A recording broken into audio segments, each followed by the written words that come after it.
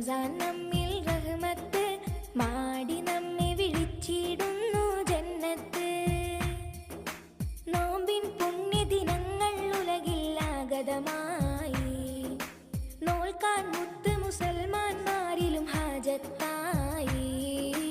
മാസം കണ്ടേ മാനത്തെ റംസാൻ നമ്മിൽ റഹ്മത്ത് മാടി നമ്മെ വിളിച്ചിടുന്നു ജന്നത്ത്.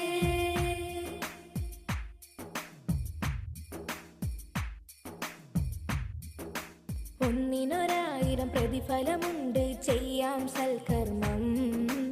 ഒരുവനിലാഹ് നൽകിയൊരവസരമേറ്റിടാം ധർമ്മം.